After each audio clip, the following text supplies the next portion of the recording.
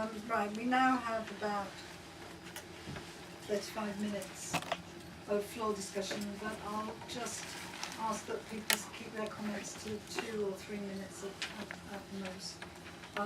So I try not to take groups of 3 because otherwise I'll forget who's got their hand up. The gentleman at the back, colleague there, and you, and then I'll take the next one. Can you hear me?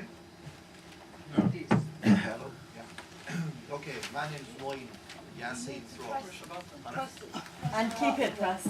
Keep it pressed. Right, okay. Can you hear me now? Yeah. Okay, great. It's Moin from Global Vision 2000. Firstly, You have to keep your feet yeah. Okay. Third time lucky. It's Moin from Global Vision 2000. I'm deliberately going to mention the Islamic dimension. We are an Islamic and interfaith political economic think tank. Muslims are obviously in Islam being demonized, and it's time that we actually hear political economic solutions from a Muslim angle. Now, and this is in context with what some of the speakers were talking about working together and new alliances. Firstly, I'm shocked about the attendance here, but anyway, that's not my business. There should have been more people here, but maybe something the organisers could, learn about. Now, in particular, I want to emphasise just a couple of points. One is breaking barriers, mental barriers. If we're going to work together, we've got to go beyond left and right. A simple point, but left and right divisions. For many of us, that might be anathema, but we got to. Likewise, from the first session, there was many comments about Turkey. I've got my own views about Turkey, about the fact it was dismembered, and it's coming back to its Islamic roots. Now, there are big divisions about Turkey, but again, that's another matter. But the point is, we've got to go beyond secular and so-called religious barriers too. Again, that might be anathema, but we've got to deal with these issues. Something more relevant to analysis, if we're looking at solutions. I agree with the economic analysis. We've had events in Parliament and elsewhere. We've had a L-shaped depression since the last, 4 or 5 years, since 2007 and 8. All the media has been manipulating the stats and its propaganda, basically. So we've had a L-shaped depression. I would argue it's not a double dip or triple dip, L-shaped depression. I've said that. We've had a bankers' government that is taking us to the road to serfdom. We've got zombie banks, zombie companies, and zombie people. The people here have awoken. So my point, coming to something practical, which is direly needed, and that is monetary reform. Unless we address, we've got a bankers' government in this country, and a bankers' troika across Europe, we're going to get nowhere. Because what's the implication of that statement? The implication is, should we target parliaments, or should it be financial districts? That is a very, very big issue. And I think some people have been ducking that issue. And that issue about central banks, a private cartel out of control, unaccountable, which has a subcontractor relationship with commercial banks. Pardon? You need to start winding up. Yes, I am. So that last point is critical.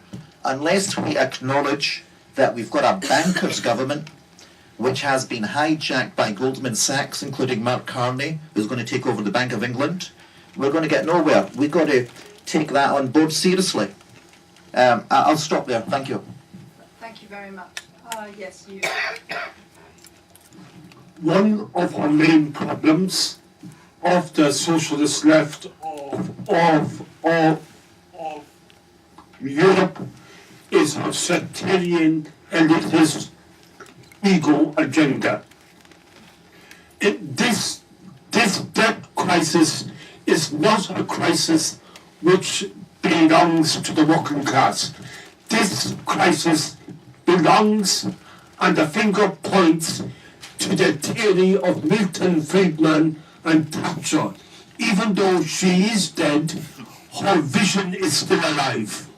In order to beat this agenda, We have to have a strong, a unity, a united front of socialist voices.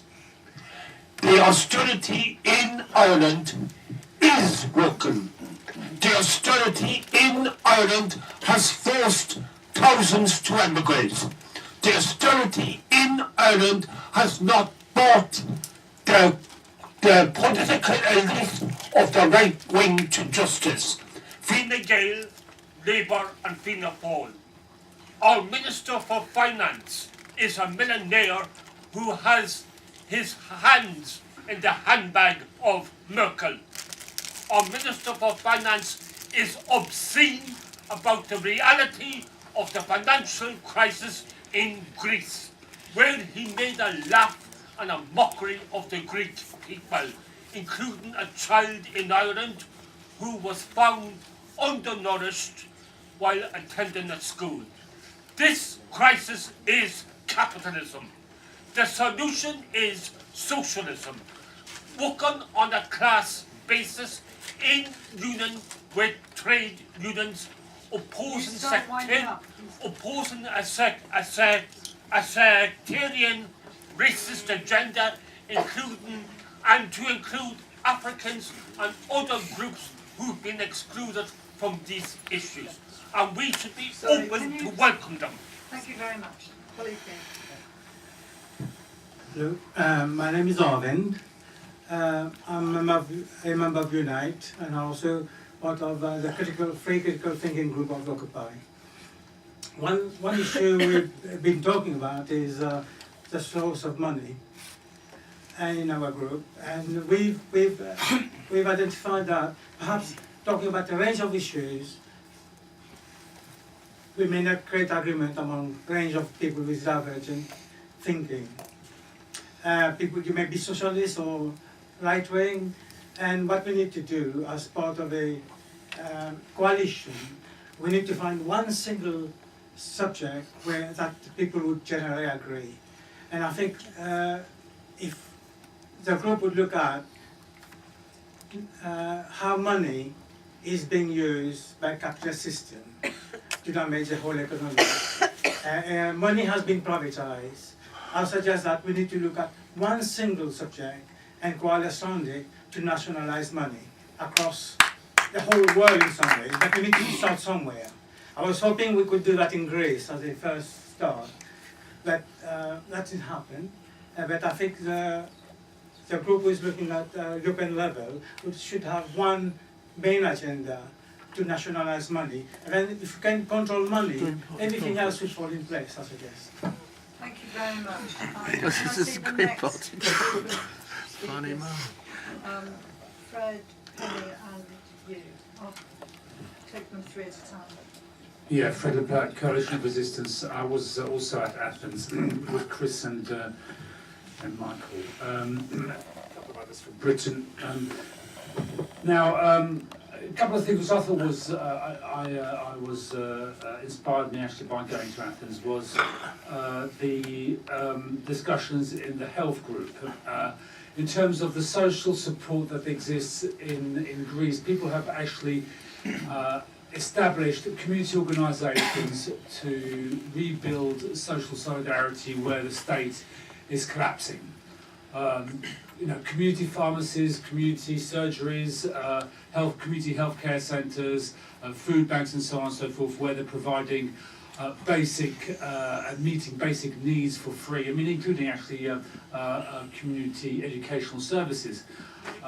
And they're doing that as an emergency, and realising that it does not provide a long-term solution. That they understand that it's a way of meeting an urgent crisis, but they do not want, in the long term, to substitute themselves going down the road of a voluntary organisations like is being encouraged by the big society talk here in Britain. But nevertheless, this enables an ongoing networks to be made on a very local basis, which feeds into the support for Syriza and for the continuing mobilisations, which are an inspiration over 3 or 4 years. And so I think it's important to point out that even though victories have not been won in Greece or in Portugal or any significant victories in Greece. These mobilisations are continuing, for the last 3 or 4 years. The other important thing from Athens was the launch of the European Anti-Fascist Manifesto. I mean, I haven't got it here, it is 2 pages long, but I think it's important that thing is circulated and supported, insofar as we do see that there is a rise of the right-wing xenophobic, nationalist, racist, etc. right, which is stepping in where the social movements or the left and the progressive forces have not been able to challenge I'm winding up. right, the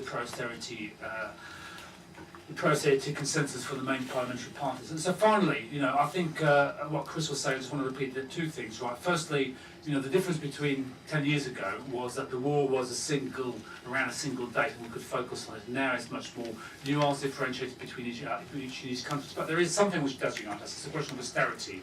Question of in and out of the EU, or in and out of the euro is something which different organisations take a point of view in different countries. But what does unite the whole of the social movement across Europe is no to austerity and cancel the debt and tax the rich. Right? And I think that's the things that we should sort of start propagandising around and organising around in each of our countries, and from there to challenge the European pro-austerity forces.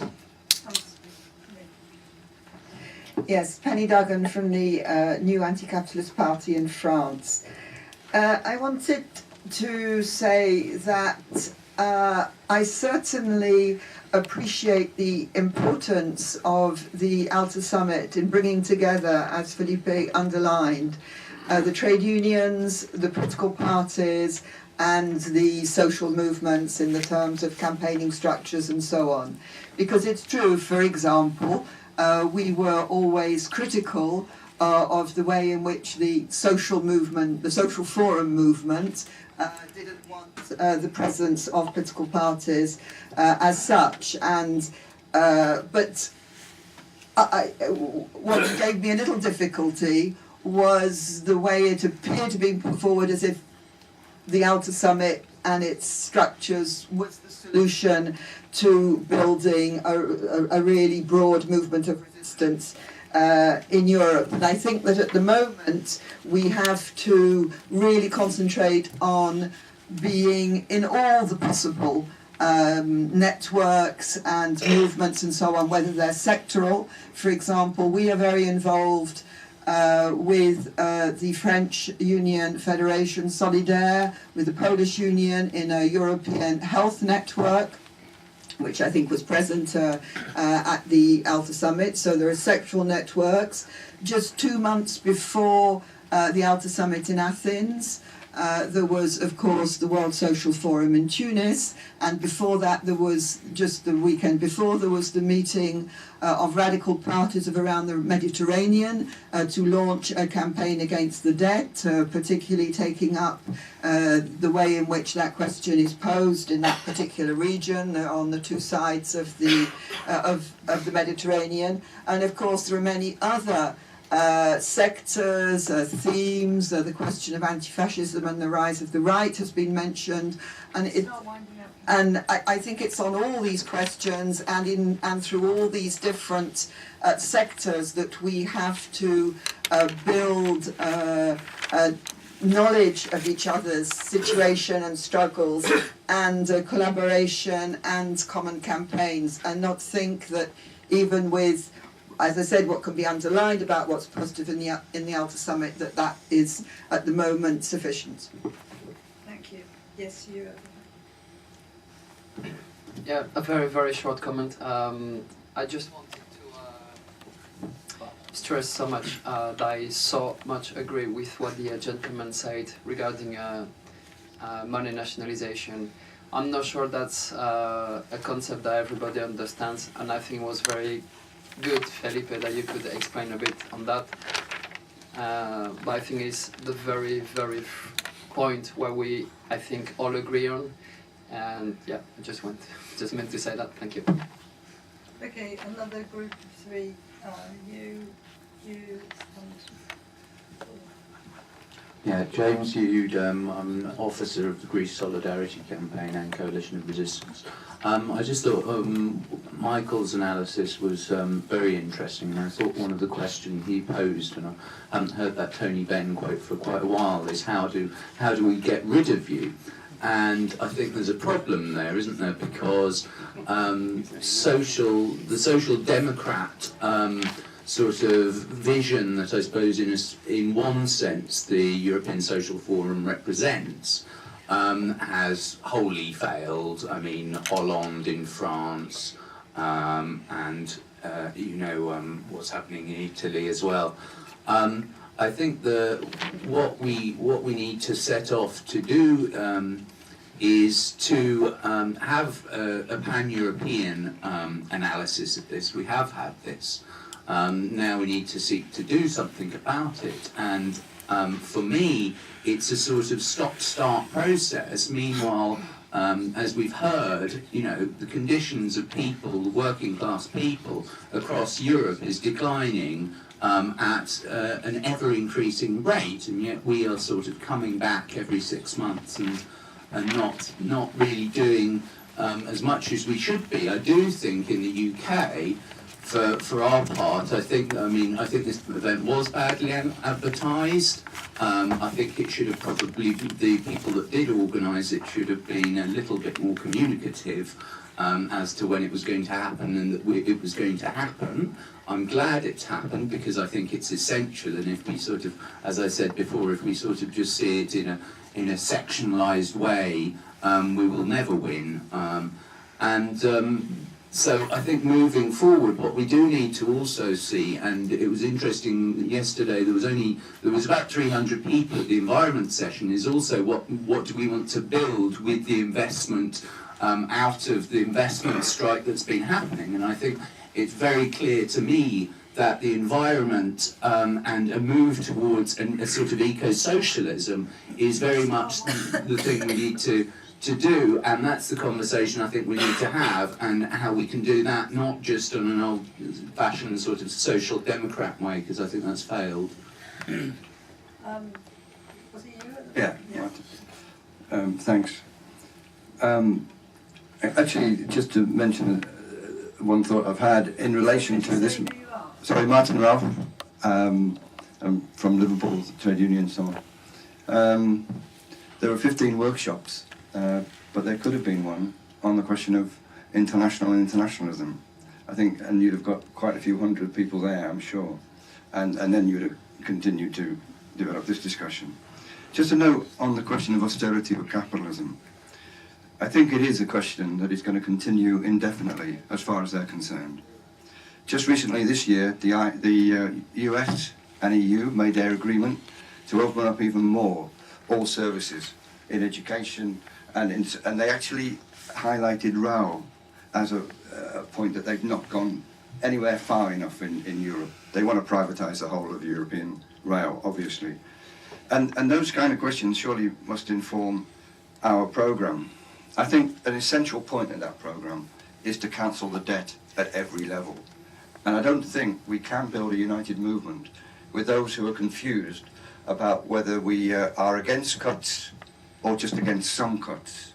I think it's very clear that we have to be against all cuts, benefits, services and jobs. And if that is not in our programme, it's not going to go anywhere. So, councillors who vote against the cuts are being pillared by the Labour Party. There's about 25 in this country, and yet there are 1,000 councillors paid for, or paid, money paid to them by the unions. And so the unions pay the money in Liverpool, they sack workers. Unite gives them money, and Unite workers are sacked. So, this is a sharp question, and I think we have to add this into our programme, because it's the only way that we can defend those on the question of benefits. Oh, sorry. Yeah, the only way we can defend the people, for example, in Liverpool, who are fighting against benefits, is to take this position. Thank you very much. Thank you. I'm Paul Mackney. I'm co-chair of the Greece Solidarity Campaign and also vice-chair of Coalition Resistance. I just wanted to, in part, answer to a question this morning which wasn't replied to, and in relation to what's being said, draw people's attention to, which has been mentioned, to Yorgos Mitralis' attempt to pull together people behind the Manifesto Against Racism and Fascism in Europe. It's called For a European Anti-Fascism Movement Before It's Too Late. He's just circulated it again today. If someone wants me to give it to them, they can give me their email, but if you want to get it yourself, the email address is yorgos.mitralis, and Yorgos is Giorgos, mitralias @gmail.com. If you want it in print, I've noticed it's in the latest Searchlight magazine, and it's seen as complementary to Alex Tsipras' speech in the Friends Meeting House, which they also print in full and say is one of the most important speeches by a European socialist leader in an anti-fascist context. Thank you. Another three. Did you, Paulo Costa from London Against Strike, which is a Portuguese group in London.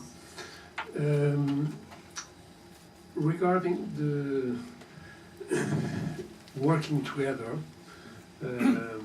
so we participated on a European-wide demonstration on the 1st of June, which was actually could have been a bigger one if it was actually called for some